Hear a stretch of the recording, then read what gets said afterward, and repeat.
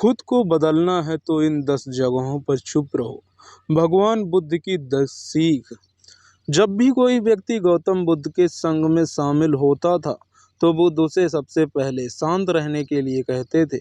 ध्यान की अवस्था में जाने से पहले उस भिक्षु को शांत रखना सिखाया जाता। आज के दौर में हर तरफ शोर ही शोर है। इसकी वजह से दिमाग में तनाव पैदा होना लाजमी है। ऐसे में अगर आप हर रोज कुछ देर मौन रहने का अभ्यास करते हैं तो इससे आपके तनाव पैदा होने वाले हार्मोन्स के लेवल में कमी आती है। इससे आपका दिमाग शांत हो जाता है, गुस्सा नियंत्रित रहता है और तनाव बढ़ाने वाले हार्मोन्स का लेवल घटता है। तो आज के इस वीडियो में हम जानेंगे कि हम किन मौक़ों पर हमें शांत रहना है और किन मौक़ों पर हमें बोलना है और शांत रहने से हमारे अंदर क्या बदलाव आ सकता है। दोस्तों, संध्या काल का समय था, तभी गुरु अपने सभी शिष्यों को बुलाते हैं और कहते हैं, कल सुबह सब लोग नदी में स्नान करने के बाद तुरंत हमारी कुटिया के सामने स्थित हो जाना। सभी इसी से हैरान रह जाते हैं कि हम लोगों ने कुछ गलती की है क्या, लेकिन गुस्से में यह कहते हैं कि हो सकता है कि गुरु जी कल सुबह कुछ अच्छी बात बताने वाले हैं। सब लोग रात को सही समय पर सो जाते हैं और सुबह उठकर सभी लोग नदी में स्नान करने के बाद वापस गुरु जी के सामने उपस्थित हो जाते हैं। गुरु कहते हैं, आज हम तुम्हें सबको चुप रहने के फायदों के बारे में बताऊंगा। 10 मौके जहां पर चुप रहने से होता है लाभ और बोलने से नुकसान। गुरु कहते हैं, अगर आप इन 10 मौकों पर शांत हो गए यानी मौन हो गए तो आप जो चाहेंगे वही मिल जाएगा। आपकी ज़िंदगी में चमत्कारिक बदलाव शुरू हो जाएंगे। ज़रूरत से ज़्यादा बोलना या चुप रहना दोनों ही अच्छी बात नहीं है। जैसे ज़रूरत से ज़्यादा बारिश हो जाना या फिर धूप हो, दोनों ही दिक्कत देती हैं। उसी तरह अनावश्यक बोलने से भी काफ़ी नुकसान होता है। गुरु कहते हैं कि पहला ऐसा मौका जहां पर व्यक्ति को चुप रहना चाहिए, बिना तथ्य के ना बोले। अगर आपके पास कोई तथ्य नहीं है तो वहां चुप रहने में ही भलाई है। चुप बैठने से दिमाग में नई कोशिकाओं का निर्माण होता है और इससे धन की वृद्धि होती है। बोलने में भलाई वही है जहां आपको किसी चीज़ के बारे में पूरा ज्ञान हो। अगर आप बिना तथ्य के कहीं बोलते हैं या फिर बेवजह बोलते हैं तो आपका वहां मजाक भी बन सकता है। अगर आपके पास पर्याप्त जानकारी नहीं है तो ऐसी जगह पर बोलने से आपका मजाक तो बने ही रहेगा, साथ ही साथ लोगों का भरोसा भी आपसे उठने लगेगा। इसीलिए ऐसी जगह पर शांत रहो जहां तुम्हें पता न हो कि क्या बोलना है क्या नहीं। कई बार कुछ लोग ऐसे होते हैं जो हर जगह अपनी उपस्थिति बताने लगते हैं। उन्हें पता नहीं होता है कि हमें क्या बोलना है, लेकिन फिर भी बोलते जाते हैं और फिर बाद में दूसरे लोग उनके जाने के बाद उनका मजाक उड़ाते हैं। जब तक आपको कुछ तथ्य के बारे में अच्छा ज्ञान नहीं है, उसके बारे में पता नहीं है, तो वहाँ चुप रहना ही ज़्यादा समझदारी है। गुरु ने कहा, दूसरा ऐसा मौका जहाँ पर व्यक्ति को चुप रहना चाहिए, शब्दों से ना पहुँचे ठेस। अगर आपके शब्द किसी को मानसिक ठेस पहुँचा रहे हैं तो वहाँ चुप होने जाना चाहिए। कमज़ोर व्यक्ति के बारे में कुछ भी बोलकर आप महान नहीं बन सकते हैं। महान आप किसी कमज़ोर का साथ देने से बनेंगे। कई बार होता है कि कुछ लोग अपने से छोटे व्यक्ति को भला बुरा कहते रहते हैं। सामने वाला इंसान तो कद में आपसे छोटा होता है, वह आपको कुछ नहीं बोलेगा, लेकिन आप उसकी नज़रों में गिरते चले जाएंगे। हो सकता है कि कल वह भी आपसे पद में बराबर हो जाए। पद में आपसे जब वह बराबर हो जाएगा तो आप जो रवैया आपका उसके साथ है, आने वाले समय में वह भी आपके साथ वही करेगा। आप किसी को नीचा दिखाकर बड़ा नहीं बन सकते। बड़ा बनना है तो अपने से छोटे लोगों की इज्जत भी करनी सीखनी होगी और साथ साथ बड़े लोगों का भी सम्मान करना चाहिए। लोगों को लगता है कि अगर वह अकड़ कर बोलेंगे और सामने वाले को नीचा गिराने की कोशिश करेंगे तो वह बड़े बने जाएंगे, तो यह उन सब की भूल है। बड़े होने की बजाय आप उनकी नज़रों में गिरते चले जाएंगे। गुरु ने आगे कहा, इसीलिए शिष्यों, तुम सब जब भी बोलना तो आदर भाव से बोलना, ताकि तुम्हारी बात लोगों को अच्छी लगे। बोलने में भाई बहन, माता पिता, मित्र इत्यादि संबोधन शब्दों का इस्तेमाल जरूर करना। इससे तुम्हारी मान प्रतिष्ठा तो बढ़ेगी ही साथ लोगों की नज़रों में तुम समझदार व्यक्ति बनते चले जाओगे। गुरु ने आगे कहा, तीसरा मौका जहाँ पर व्यक्ति को चुप रहने में ही भलाई है। क्रोध या घृणा करने वाले लोग, जब कोई अपना या सगा संबंधी आप पर क्रोध कर रहा हो, आपका अपमान कर रहा हो, तो आपको उस वक्त चुप रहना चाहिए, ताकि सामने वाला का गुब्बारा पूरी तरह से फूट जाए। आप यदि सही हैं तो उसे कभी भी माफ़ी मत मांगो और चुप रहकर ही सही समय का इंतजार करो। वह खुद आपसे माफ़ी मांग लेगा जब उसे अपनी गलती का एहसास हो जाएगा।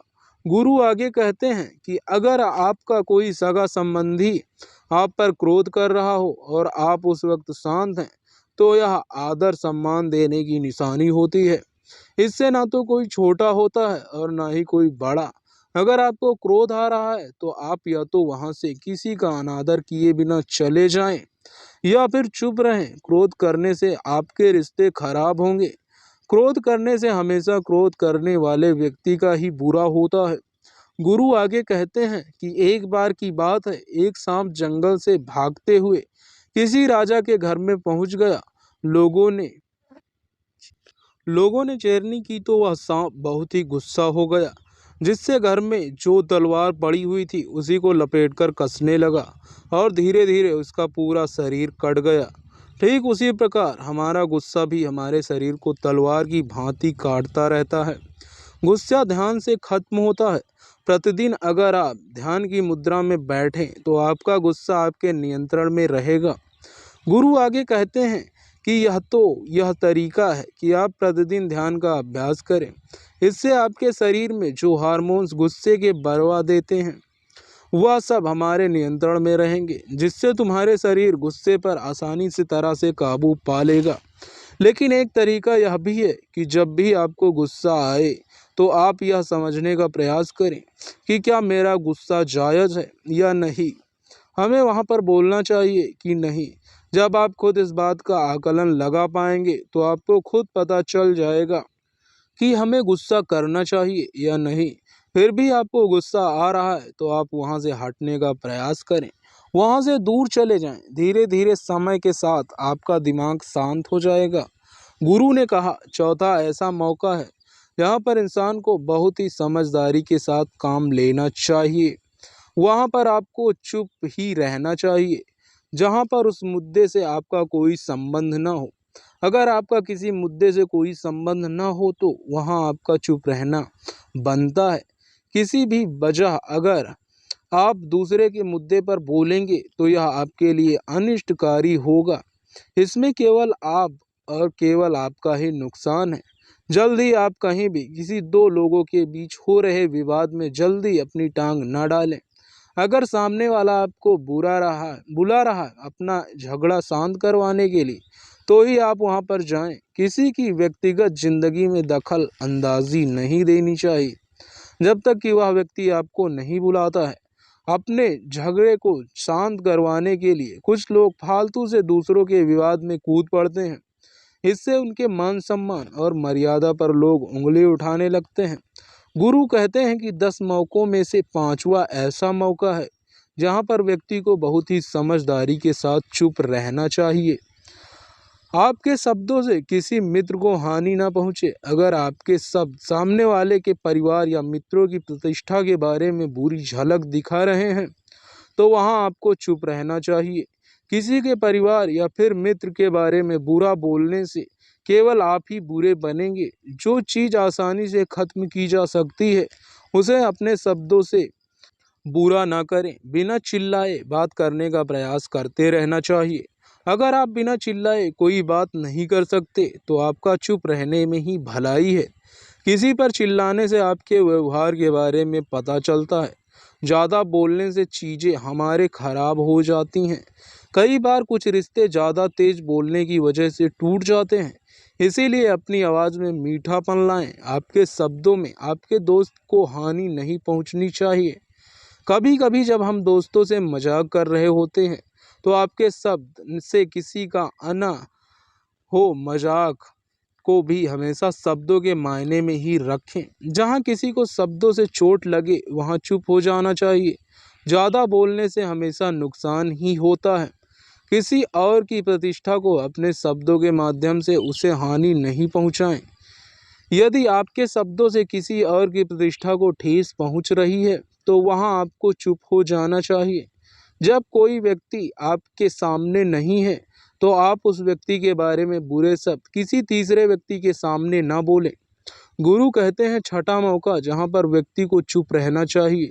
जब कोई किसी की बुराई, कोई आदमी आपके सामने किसी तीसरे आदमी की बुराई कर रहा हो, तब तुम्हें चुप रहकर बस सुनना चाहिए, अपनी राय व्यक्त नहीं करना चाहिए। क्योंकि जो आज आपके सामने किसी दूसरे की बुराई कर रहा है वह कल किसी और के सामने आपकी बुराई भी कर सकता है। यदि आपने कुछ कहा है तो नीति शास्त्र के अनुसार जो अपने मुंह को बंद रखता है और बुद्धि से काम करता है वही इंसान समझदार होता है।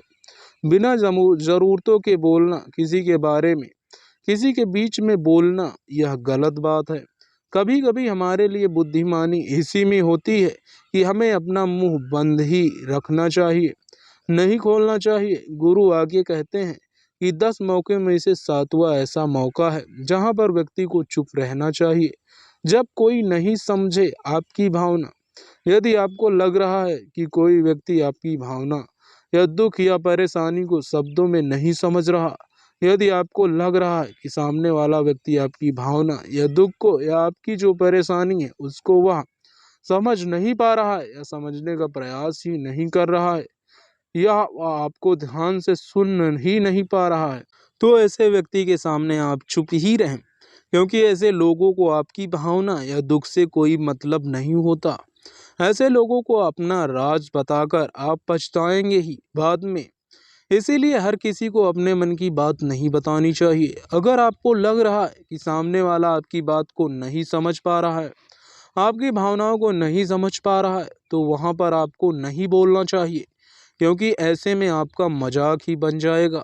जब आपको लगने लगे कि सामने वाला आपकी भावनाओं को ठीक तरीके से समझ रहा है, तो आप कह रहे हैं वह ठीक से सुन रहा है, तभी आप उसे अपनी बात कहें। गुरु कहते हैं कि 8वां मौका जहाँ पर आपको चुप रहना चाहिए। जब कोई इंसान अपना दुख व्यक्त करे, यदि कोई इंसान अपने दुख या परेशानी को आपको बता रहा है, तो इसका मतलब यह है कि वह आपको अपना समझ रहा है। ऐसे में तुरंत ही उसे समाधान बताने के बजाय चुप रहकर उसके दुख या समस्या को सुनने, उसके दुख या समस्या को किसी और को ना बताएं। वह इसलिए नहीं बता रहे हैं कि आप उसकी समस्याओं का समाधान कर देंगे, बल्कि वह इसलिए भी बता रहा है कि सामने वाला उसकी बात को समझ रहा है। कई बार बताने से दुख कम हो जाते हैं। आपको अपना दुख इसीलिए बता रहा होगा कि उसे लग रहा है कि आप उसकी बात को समझ रहे हैं। दुख बांटने से कम हो जाता है। इसीलिए जब कोई व्यक्ति अपना दुख आपसे व्यक्त करे तो आप चुप मारकर उसकी बातों को बहुत ही ध्यान से सुने, ताकि उसके दुख कम हो जाए, उसके मन का बोझ हल्का हो जाए।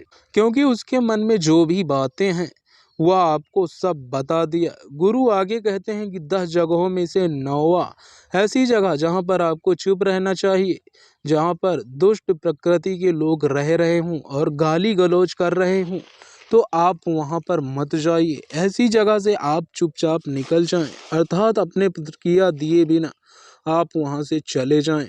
क्योंकि जिसकी जुबान खराब होती है, जो दुष्ट प्रकृति के लोग होते हैं, उनको आप ऐसे समय में नहीं समझा सकते हैं।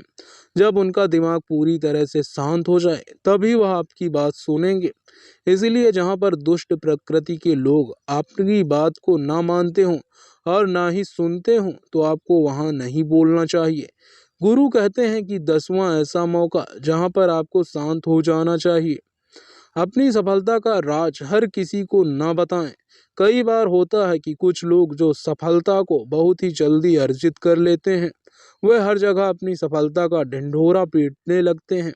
ऐसे में क्या होता है कि कई लोग आपकी सफलता से खुश नहीं होते हैं अगर आप अपनी सफलता जबरदस्ती लोगों से ढिंढोरा पीट रहे हैं, तो लोगों की नकारात्मक ऊर्जा आपको प्रभावित कर सकती है। जब आप सफल होंगे तो सबको पता चल जाएगा कि आप सफल हो गए हैं।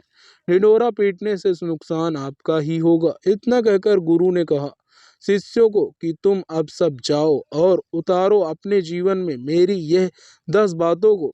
जीवन को खुशी खुशी से जियो, क्योंकि मेरी यह 10 बातें आपके जीवन में किसी वरदान से कम साबित नहीं होंगी। तो दोस्तों, उम्मीद है यह वीडियो आपको काफ़ी अच्छी लगी होगी और बहुत कुछ आपको सीखने को मिला होगा।